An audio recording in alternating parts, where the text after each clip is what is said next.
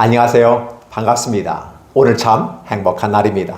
하나님께서 저와 여러분의 가정에 준비하신 하나님의 은혜와 평강이 넘쳐나기를 예수님의 이름으로 축복합니다. 마가복음 16장 1절로 8절에 있는 말씀을 중심으로 왜 예수님은 갈릴리로 가셨는가? 라는 제목의 말씀을 나누고자 원합니다.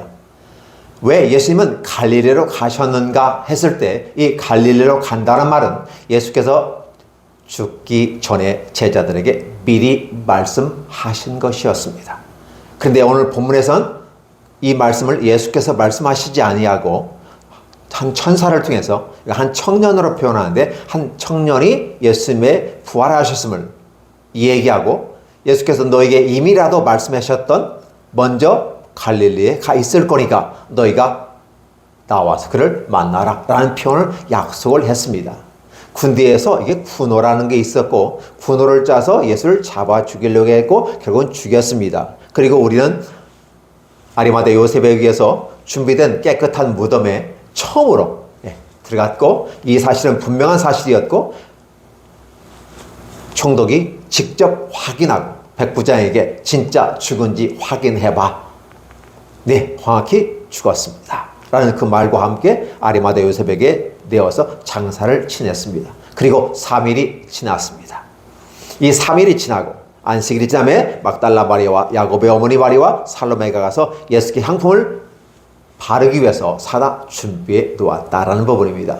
오늘 이런 부분들을 우리가 바라보면 예수께서 죽었다가 3일 만에 다시 살아난다고 하는 이 예언의 말씀에 대해서 귀를 기울이는 사람이 한 명도 없었다라고 표현해 볼 수 있습니다. 막달라 마리아와 야곱 어머니 마리아, 살로메. 즉 마리아가 굉장히 많습니다. 어떤 마리아든 간에 중요한 것은 예수께서 사역을 하셨을 때 함께 동행했고 수종을 들었고 필요를 공급했던 그들. 그러다 보니까 더 주님과 가까이 계셨던 분들이에요. 주님이 늘 말씀을 해주셨을 때 그 말씀을 늘 듣고 순종하고 하나님의 나라가 임하는 것을 기다렸던 사람들 중에 한 사람들이었을 것입니다. 그럼에도 불구하고 예수께서 말씀하시는 것에 대해서는 전혀 관심이 없었어요. 예수님은 분명히 죽으신 다음에 3일 후에 살아나리라 라고 말씀하셨고 이걸 3번씩이나 얘기했을 때 제자들 역시 죽는다는 말에만 관심이 있지 다시 살아난다는 데는 관심이 없었어요. 그러다 보니까 베드로 같은 경우는 대들기도 하는 것이었습니다. 제자들로서는 당황스러웠던 것입니다. 제자들임에도 불구하고 여전히 그랬다라는 걸 보면서 하나님의 인도하심을 받지 않는 제자들은 여전히 무능한 존재이고 자신의 욕심과 야망을 따라 자기 길을 가는 사람들이었구나라는 생각합니다. 제자들도 그런데 이 또한 다른 분들은 어땠을까? 삶을 살아가면서 우리가 느끼는 것은 정한 이치가 있습니다. 일반적 은총 속에서 한번 태어나면 반드시 죽게 되고 죽은 데는 심판이 있다라고 하는 어떤 일반적 진리가 있기 때문에 마치 예수께서 죽으신 것도 어떤 면에서는 그가 그의 죄를 위해서 죽은 것처럼 느껴졌을지도 모릅니다. 예수께서 분명히 죽었다가 3일 후에 살아나서 내가 먼저 갈릴리에 가 있을 테니까 너희가 나를 만나러 오라 라고 했다는 사실이에요. 그러면 이런 것들은 그때 당시에 귀에 들려지 않았을 것이고 후에 이런 천사가 한 얘기를 듣고 그때 주님께서 그렇게 말씀하셨는데 진짠가 보네 라는 사실이죠. 무슨 소리예요? 믿지 않았다는 말입니다. 오늘 저와 여러분들은 예수께서 죽으셨다가 3일 만에 부활한 이 사건에 대해서 요즘에는 신학자들과 목사들조차도 이것이 약간의 현실이 아니고 짜고 치는 고습처럼 하나의 드라마에 나오는 허구는 아닐까를 생각해 보는 겁니다. 단지 거기에서 교훈을 얻고자 원하는 신학자들과 목사들도 있다는 사실을 생각해 보면 분명히 역사적으로 주님께서 죽으셨고 3일 만에 부활했다는 하나님의 엄중한 말씀임에 불구하고 그들은 달리 해석을 하게 됨으로써 자신들의 필요에 따라서 예수님의 말씀을 가감해버리는 모습들, 마치 성경에서 하나님의 말씀을 더하거나 빼면 내가 생명책에서 너의 생명을 빼버리라고 말하겠고 더하면 저주를 더해버리겠다라고 하셨는데 이런 것들을 바라보면 여전히 하나님의 제자들도 그랬거니와 지금 현 목사나 신학자들도 마찬가지란 사실입니다. 아직도 밤인가 봐.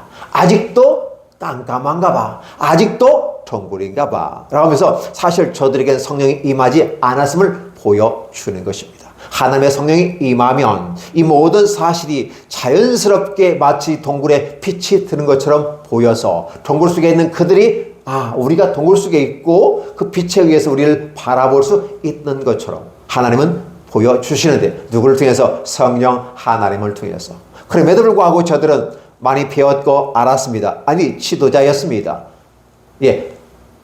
대제사장과 장로들과 율법사와 서기관들도 여전히 그들은 지도자였고 말씀을 대언하는 자들이고 가르치는 자고 지도자였습니다. 그럼에도 불구하고 주님께서 하나님의 아들이심을 부정하고 실성모독이라 하며 죽이라고 했다는 사실입니다. 결국은 죽였죠. 이런 장면들을 바라볼 때 여전히 우리는 안타깝게도 예수님의 죽으심 그리고 살아나심에 대해서 여전히 지금 이 순간에도 믿지 않는 많은 사람들이 있다라는 사실입니다. 안타까운 일이지만 그럼에도 불구하고 여전히 우리들에게는 가능성이 있는 것은 그들에게도 성령이 임하시면 그 성령이 임하시면 그들도 구원 받을 수 있고 분명하게 확실하게 온전하게 깨달을 수 있으리라 생각되어지고 마지막 때가 올 때까지 우리는 기도해야 될 역사에서 사명이 있습니다. 하나님은 먼저 우리로 하여금 보여주셨고 비춰주었고 저 빛이 저를 비춰서 제 모습을 볼 수 있고 영상으로 찍었을 때 빛의 예술이 영상이기 때문에 딱 찍혔을 때 깨끗하고 선명하게 볼 수 있는 것처럼 말입니다. 하나님의 성령이 저와 여러분에게 확실하게 비춰주시기를 예수님의 이름으로 축복합니다. 그리하면 우리들의 삶의 현장 속에서 힘들고 어렵고 낙심되는 그 모습 가운데 있을 때 우리는 여전히 희망이 있습니다. 한 가지 질문해 볼까요? 우리 주님께서 갈릴리로 가서 먼저 기다리겠다라는 말은 이게 지금 각본처럼 느껴집니다. 각본처럼 느껴지고 그 각본 그대로 걸어가는 것입니다. 그런데 우리의 인생은 각본으로 짜여져 있다 할지라도 우리는 우리의 미래를 바라보지 못합니다. 여러분에게 한번 질문해 볼게요. 어떤 질문일까요? 여러분들은 여러분의 미래를 볼 수 있다면 그것이 축복일까요? 저주일까요? 그것이 행복일까요? 불행일까요? 여러분은 어떠세요? 여러분의 미래를 5년 후에 10년 후에 아니 내가 죽고 나서 그 다음에 어떤 세계까지 펼쳐질까를 여러분 안다면 좋으시겠어요? 어떤 차원에서 보면 맞아요. 5분 앞을 알아보지 못하는 우리들의 답답한 모습이 있을 때 나도 좀 이렇게 멀리 훨훨 날아가면서 저 멀리 있는 걸 바라보고 미리 볼 수 있는 선견자, 그죠? 먼저 바라보는 자잖아요. 선구자, 먼저 그 길 가는 사람들이에요. 그런 사람들처럼 이렇게 보고 갔으면 좋겠다라는 생각을 해봅니다. 오직 답답했으면 그렇게 말할까요? 근데 막상 그 길을 알고 있는 분이 있다면 그분이 저주일까요? 축복일까요? 평가하고 수용하는 그 여부에 따라서 축복이 될 수 있고 저주가 될 수도 있습니다. 오늘 그 대상자가 누굽니까? 예수 그리스도십니다. 하나님의 아들로서 이 땅에 어떻게 오셨는지 이미 성경에 기록된 대로 오셨고 그렇죠.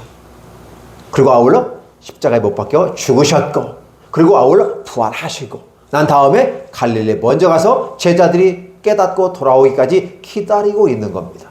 그 과정 속에서 주님은 갈릴리에서 기다리시고 준비하시고 다시 제자들을 만나 새로운 사역을 준비하고 있었다는 사실이에요. 우리 이런 것들을 바라보면 과연 예수님은 행복했을까? 불행했을까를 생각해보면 여러분들이 볼 때는 어땠을까요? 예수님도 십자가를 지기 앞서서 그 자리에서는 하나님 할 수만 있으면 이 잔을 내게서 옮겨 주시옵소서. 알고는 있고 져야 된다는 것도 분명히 알겠는데 막상 지려고 하니까 이것은 참 참혹하고 힘든 고난의 과정이었습니다. 하나님 이 잔을 내게 옮겨 주옵소서라고 기도했던 그래서 땀방울이 핏방울이 되기까지 기도하셨던 주님을 바라보면 쉽지는 않았겠구나. 뻔히 알면서도 그 길을 걸어가야 되는 이 모습은 더 힘들지 않았을까? 물론 우리는 알고 있습니다. 한 번 태어나고 한 번 삶을 살다가 죽는 것은 정한 이치이고 그렇죠. 이런 것들 그래서 우리는 죽는다는 사실 알아요. 그럼에도 불구하고 우리가 죽는다는 사실이 알면 굉장히 기분이 나쁘잖아요. 슬프잖아요. 죽는다는 사실. 그래서 죽지 않는 것처럼 우리는 착각 속에 우리를 훈련시킵니다. 우리는 희망이 있고 미래가 있고 화려한 그죠? 꽃길만 걷기를 원하는 마치 영원한 꽃길을 걷기를 소망하면서 걸어가면서 마지막에 죽음이라는 것을 생각하지 못해요. 그 죽음은 썩어진다는 것도 생각하지 못해요. 썩어지는 모습은 얼마만큼 냄새가 나는지도 몰라요. 이런 것들을 보고 싶지도 않은 거예요. 그래서 장례식장 같은 거 어때요? 혐오실로 인정을 하고 멀리 두기를 원합니다. 바로 우리 이런 모습을 보아요. 짧게는 100년을 못 사는 우리 인생들이 좀 100년을 더 살다고 볼 수도 있겠죠? 이제 그분들이 있으니까, 100세를 넘으신 분들이 있으니까.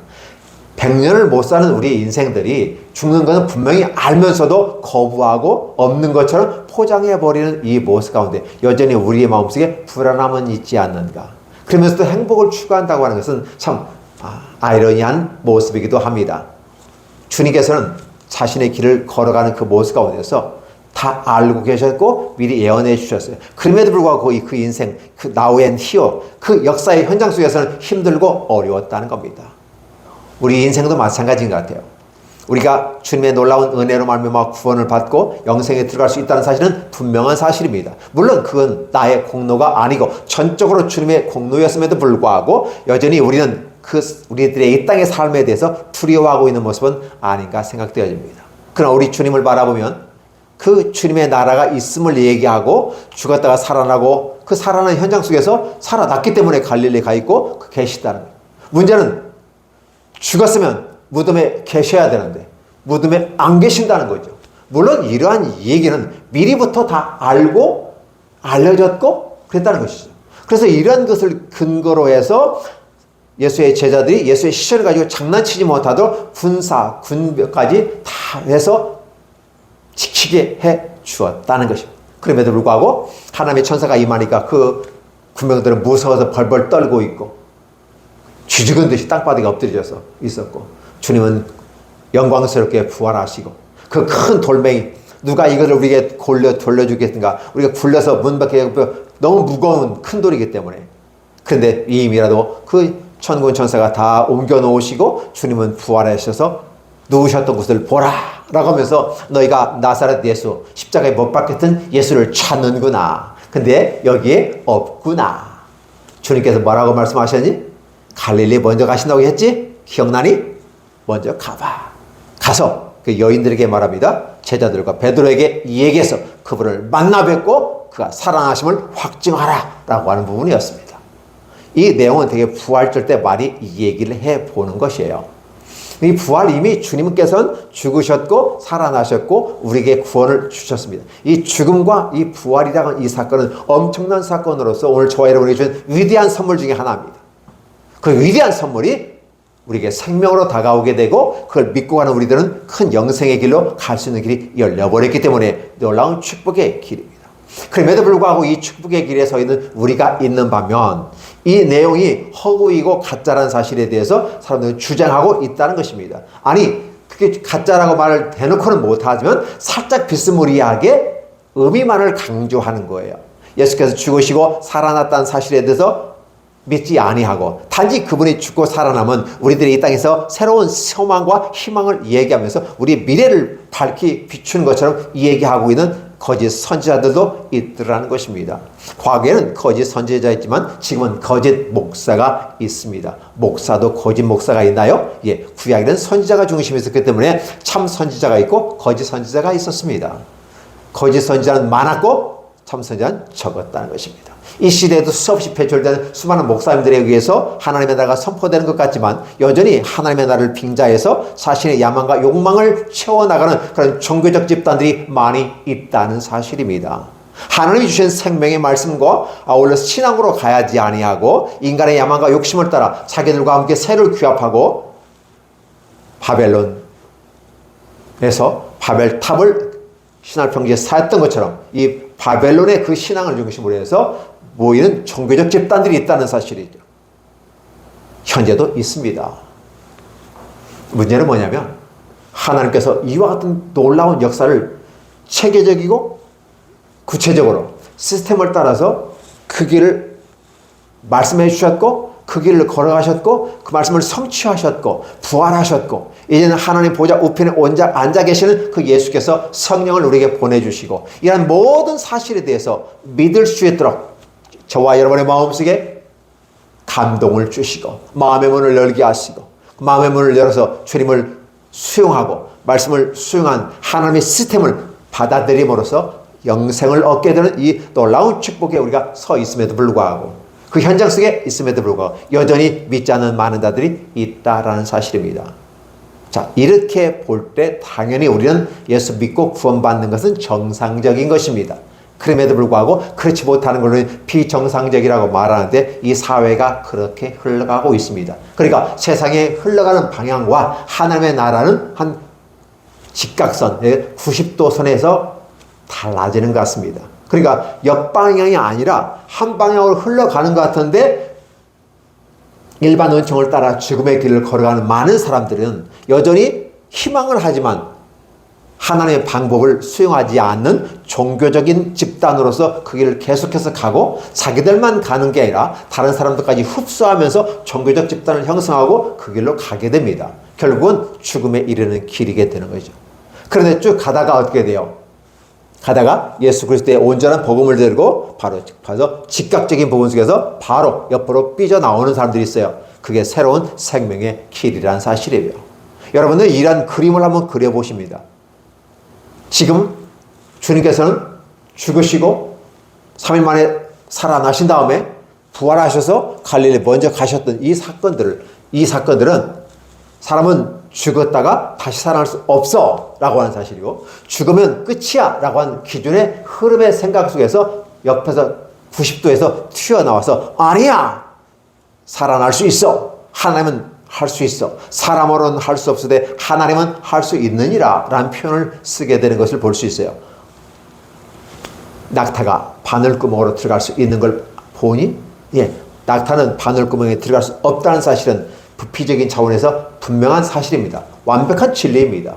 그럼에도 불구하고 낙타가 바늘구멍으로 들어갈 수 있는 길이 있다라고 말합니다. 어떻게 그럴 수 있습니까? 라고 했을 때 사람으로서는 예측이 안 되지만 하나님으로서는 가능하다라는 것입니다.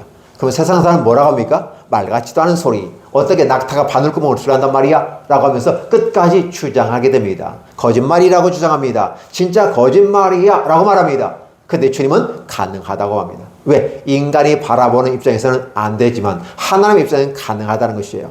인간의 판단 기준의 근거를 보았을 때는 불가능한 분명합니다. 하나님 몰라서 그런 게 아니에요. 그러나 기억해 주시기 바랍니다. 하나님으로서는 가능하다.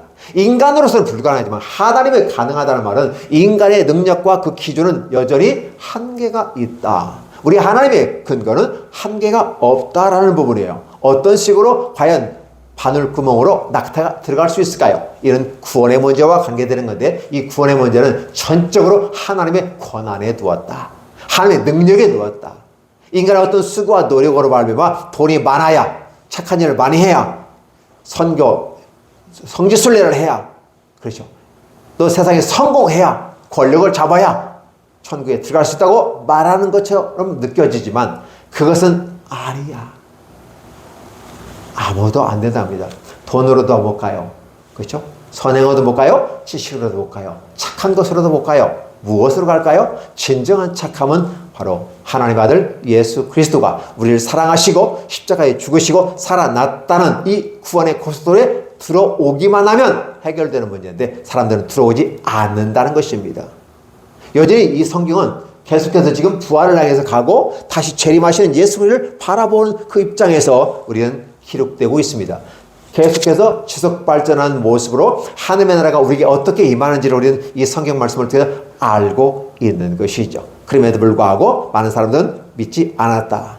특히 여기 함께 동행했던 여인들도 믿지 않았어요. 그러니까 어때요? 사실 예수께서 12시에 달리셔서 3시에 돌아가신 다음에 해가 지는 상간에 한두 시간밖에 많아봤자 3시간 그 정도밖에 되지 않았기 때문에 장례를 빨리빨리 치루어야만 했던 것이고 그래서 예수님의 시신을 받아서 세마포로 감싼 다음에 바로 무덤에 집어넣고 큰 돌로 막아버렸습니다. 그러니까 어떤 장례 절차가 생략된 상태에서 장사되었습니다. 왜 그랬을까를 생각해 보는 겁니다. 일반적으로 사람이 죽으면 그렇게 향품을 갖다가 장례식을 합니다. 그리고 매장을 합니다.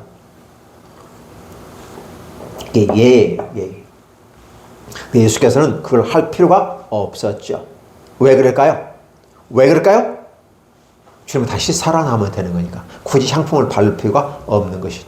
대신 한 가지 기억할 것은 예수는 미리 향물 발랐어요. 기억하십니까?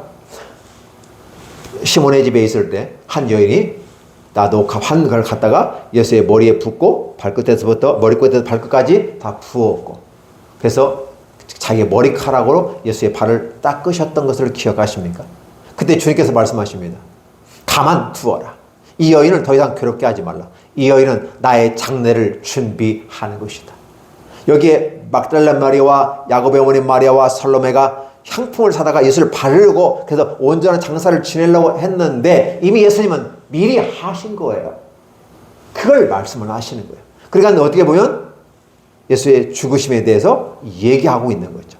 그래서 이 여인이 행한 일들은 바로 비싼 나들을 하나님께 드려서 이 드린 것처럼 이 헌금에 대해서 강조하는 게 아니라 예수께서 죽으심에 대해서 그 죽으심을 미리 준비했다고 하는 그걸 강조하고 있어요.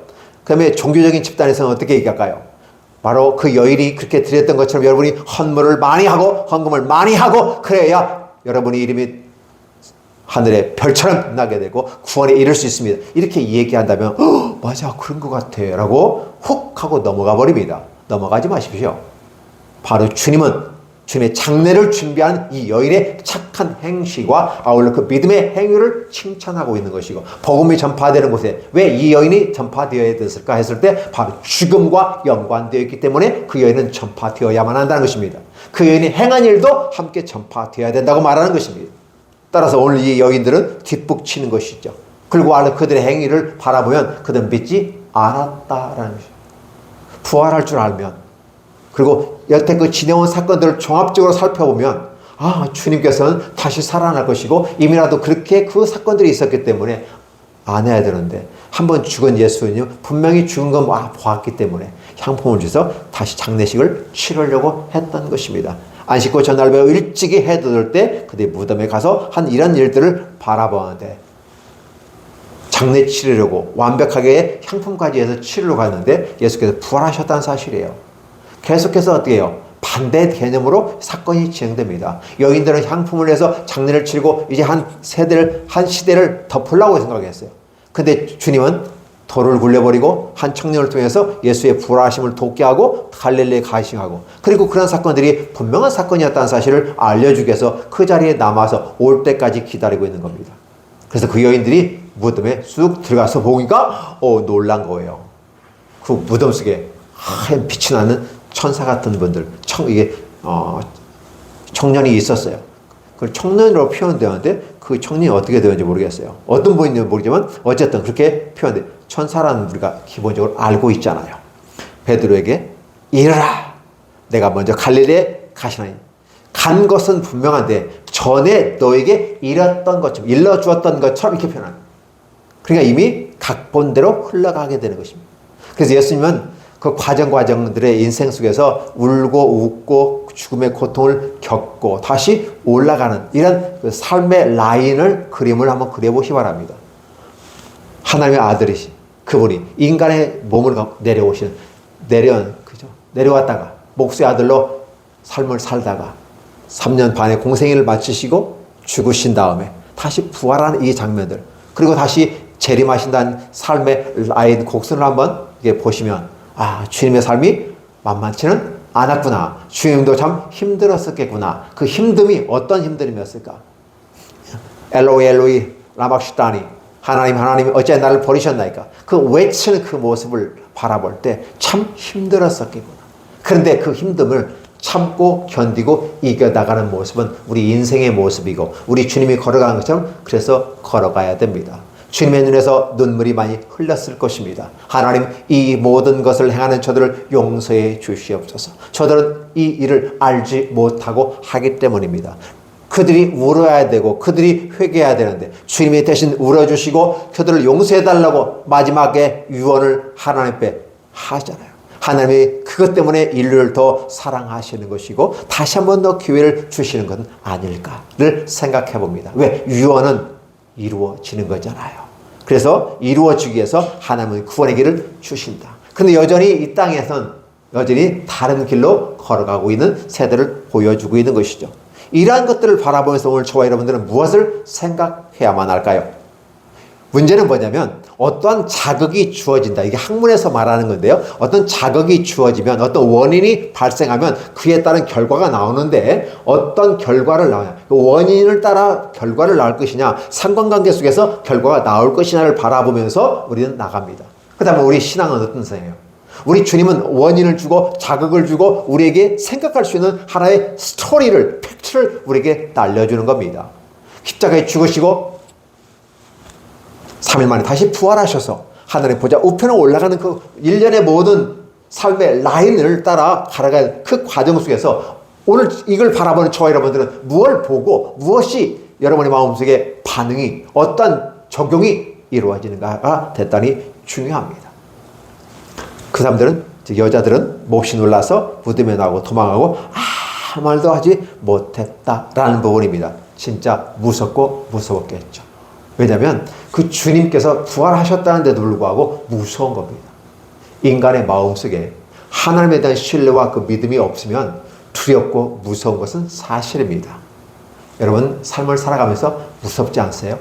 인생 살아가는 게 무섭고 이 세상이 험악한 세상이라는 사실 여러분 알게 될 겁니다.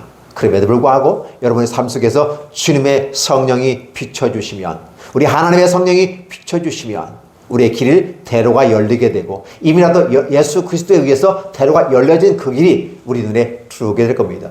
저와 여러분에게는 하나님의 서치라이트가 비춰져서 그 구원의 고속도로를 비춰주시니까 우리가 그 고속도로를 탈 수 있는 것이에요. 그러나 많은 사람들은 우리와 똑같은 사람이지만 그들에게 성령의 빛이 비춰주지 않으니까 그들이 구원의 고속도로가 있다는 사실을 듣긴 들었는데 그 길이 어느 길인지를 알지 못해요. 그래서 어디가 길이냐, 어디가 진리냐, 어디가 생명이냐 라고 묻지만 그들은 들을 수가 없습니다. 근데 성령께서 저와 여러분의 마음속에 마음의 문을 열어주고 마음의 귀를 열어주면 내가 곧 길이요, 내가 곧 생명이요, 내가 곧 하나님의 나라에 들어간 입구라는 사실을 얘기해주는 그 소리 귀가 번뜩 뜨이게 되고 여러분 구원의 고속도로에 펄짝 뛰어서 올라올 것입니다. 이것이 축복입니다. 누구는 그것이 보여서 들어오는데 누구는 그게 안 보여서 못 들어오고 아우성치는 모습은 아닐까요? 그러면서 예수 믿는다고 하는 저들이 하나님의 나라를 얘기하는데 예수 믿는 사람들이 이 땅을 삶을 살아가 보니까 또 개판인 것 같아. 좀 더 나은 것 같고 멋있는 걸 기대해 보았는데 일반 사람과 동일하게 같이 살고 같이 먹고 같이 판단하고 같이 취급받고 싸우고 하는 모습을 통해서 너희들을 통해서 희망을 보려고 하는데 희망을 볼 수가 없구나. 오히려 그래서 기독교를 향해서 욕하는 건 아닐까요? 기독교를 향해서 손가락질을 하는 건 아닐까요? 그들은 유일하게 바라본 이 기독교인들에게 그렇습니다. 그러나 기독교인들은 그렇게 보일 수 있을 겁니다. 왜? 그들의 모습은 염소로 보였기 때문에 그렇습니다. 그럼에도 불구하고 많은 사람들의 모습에 양으로 보인다면 그건 기독교인이 아니라 기독인이 될 것입니다. 기독교인은 하나의 종교적인 체계 속에서 염소의 그 자리에 앉아있는 모습, 기독교가 공인된 이후로 염소들이 많이 들어와서 그 자리를 잡고 있고 그 욕심과 야망을 따라 가는 모습이에요. 따라서 그게 목사나 장로나 권사나 집사나 누구든지 간에 염소처럼 행하고 염소처럼 판단하고 세상적 가치를 따라 나가는 사람들은 여전히 종교 속에 머물러 있기 때문에 솔로몬처럼 구원에 이를 수 없음을 이야기합니다. 이건 엄청난 사건이에요. 교회에 들어오면 구원받는 건 분명해요. 그러나 교회에 들어와서 종교 생활하면 구원이 없어요. 솔로몬처럼 하나님을 떠나버리게 됩니다. 자신의 야망과 욕심과 욕망을 따라 가게 되는 하와의 길을 걷게 되는 것입니다. 그러나 이제는 우리는 무엇을 먹을까, 무엇을 마실까, 무엇을 입을까 하라고 하는 이 세상적인 가치와 기준에 하와는 타락했지만 이걸 넘어서서 너희가 하나님의 나라와 의를 먼저 구하라. 그러면 이 모든 걸 너에게 더해 주리라. 순서를 고려하셔야 됩니다. 그걸 바라보고 가는 사람은 여전히 땅을 향해서 걸어가는 사람들이고 그리고 우리는 종교성에 따라서 기독교도 여전히 희망이 없다라고 봅니다. 그러나 기독인들은 이제는 무엇을 먹을까 마실까라고 하는 세상적 가치와 기준이 아니라 이 모든 것을 너에게 있어야 될 줄도 아시는 하나님께서 너희가 먼저 하나님의 나라와 의를 구하게 된다면 길이 두 개예요. 무엇을 먹을까 마실까, 무엇을 나를 지혜롭게 하고 탐스럽게 하고 나를 나에게 유익하게 될 것처럼 하는 그런 길을 선택하는 길이 있고, 하나는 이걸 넘어서 하나님의 나라와 의를 구하는 길이 있어요. 두 가지 길을 하나님은 제시해 주는 거죠. 여러분, 무엇을 붙잡고 갑니까?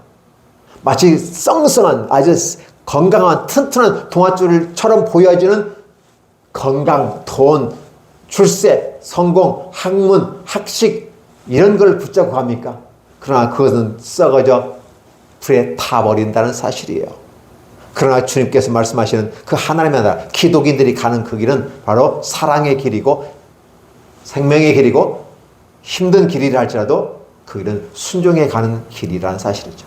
그렇게 가게 되어졌을 때 하나님은 저와 여러분에게 놀랍게 축복하시게 되는 것입니다. 오늘 저는 이 말씀을 드립니다. 왜 예수님은 갈릴리에 먼저 가셨을까라.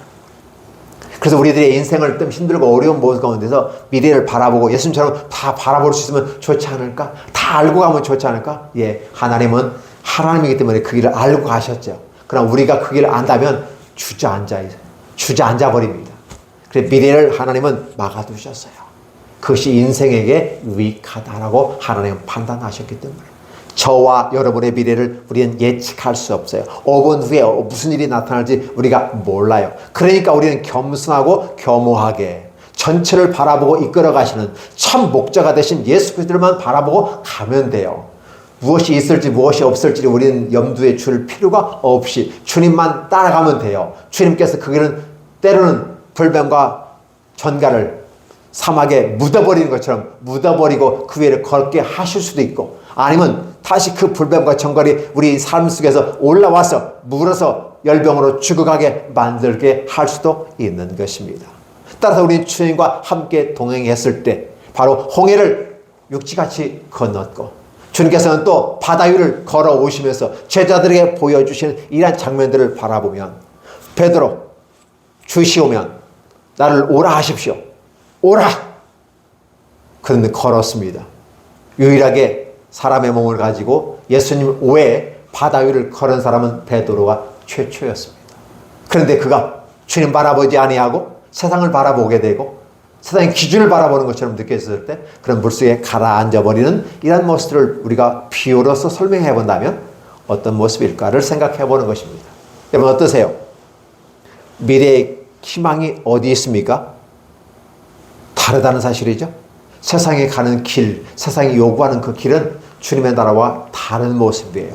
그래서 세상은 이렇게 간다면 그 가운데서 우리는 90도 각도에서 쭉 새로운 길로 가는 그게 구원의 길로 생각해 보시면 좋을 것 같습니다. 오늘 이 말씀을 통해서 저와 여러분들의 삶 속에서 어떤 것을 보고 느끼고 경험해야 될까요?